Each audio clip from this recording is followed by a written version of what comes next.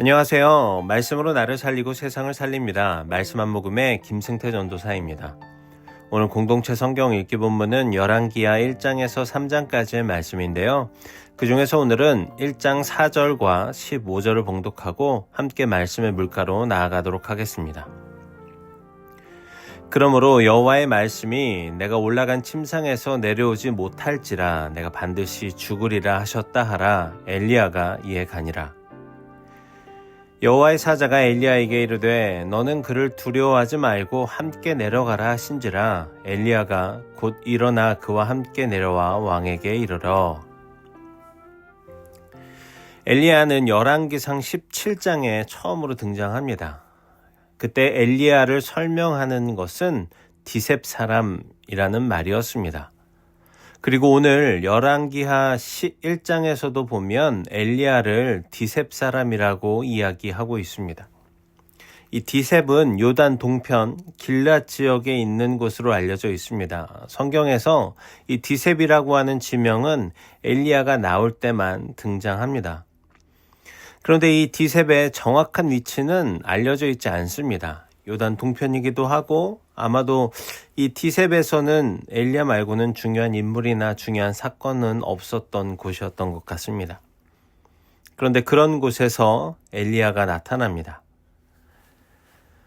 오늘 말씀을 보면 이 사람으로서는 별 볼 일 없는 이 엘리야의 특징이 나옵니다. 4절에 보니까 엘리야가 이에 가니라. 또 15절에 엘리야가 곧 일어나 그와 함께 내려와 라고 말씀합니다. 엘리야가 이렇게 어디를 가기 전에 항상 앞에 다른 말씀이 따라옵니다. 4절에 보면 이에 가니라 앞에 부분에 여호와의 말씀이 라고 되어 있고 15절에는 엘리야가 곧 일어나 그와 함께 내려와 이 앞부분에 여호와의 사자가 라고 되어 있습니다. 엘리야는 이렇게 아주 중요한 일이 있을 때 항상 하나님의 말씀이 함께 했습니다. 하나님의 말씀이 있은 후에야 움직였습니다. 반대로 말하면 엘리야는 하나님이 말씀하시면 움직였습니다. 4절에서 하나님의 엘리야에게 이 아하시아 왕의 죽음을 이야기하라 라고 말씀하실 때 엘리야가 갑니다. 일체의 망설임이나 지체함이 없습니다. 하나님이 말씀하시자 4절 후반부에 뭐라고 기록이 되어 있냐면 엘리야가 이에 가니라. 하나님이 말씀하시면 갑니다. 어떻게 보면 참 간단해 보이기도 하지만 또 어떻게 보면 굉장히 어려워 보이기도 합니다. 사실 하나님이 말씀하시면 간다. 하나님을 믿는 사람이라면 당연한 얘기 아니겠습니까? 그런데 하나님의 말씀이 우리가 생각하는 것과는 다르거나 또는 위험하다라고 느껴지는 것이라면 여러분 어떻게 반응하겠습니까? 만약에 하나님이 프랑스의 파리나 영국의 런던에 가서 예수 그리스도의 복음을 전해라고 말씀하시면 어떨까요?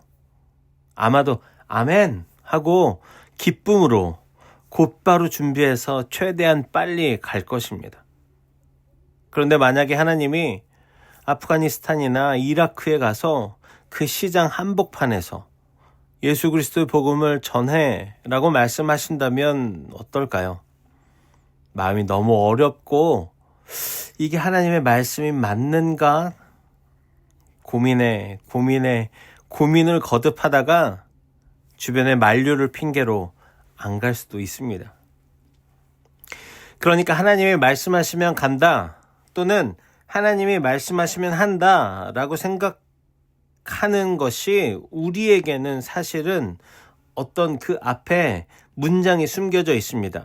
그 숨겨져 있는 문장은 무엇이냐면 내 마음이나 내 생각에 맞으면 입니다.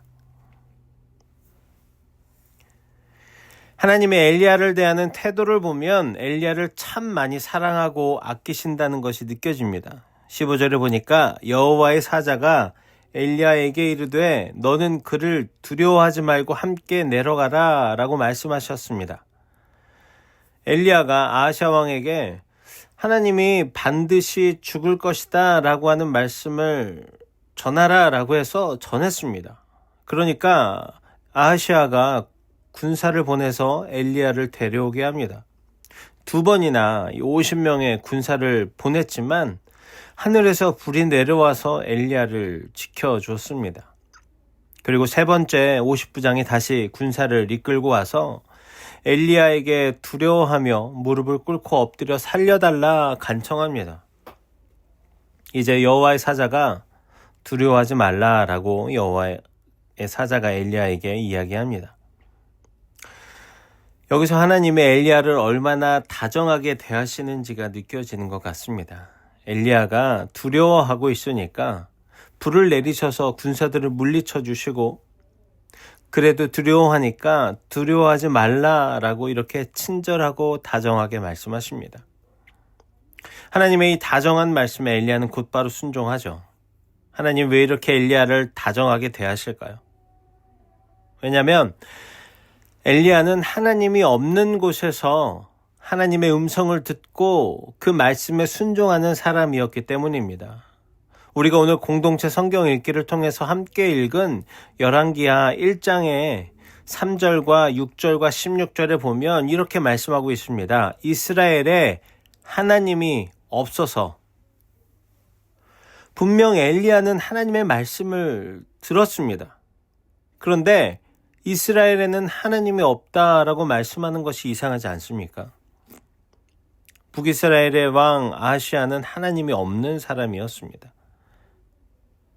자신에게 죽음이 다가오자 하나님에게 기도하는 것이 아니라 에그론의 신인 바알세붑에게 가서 물어보려 합니다. 하나님이 아니라 바알세붑한테 가서 물어보는 것이 무슨 말입니까?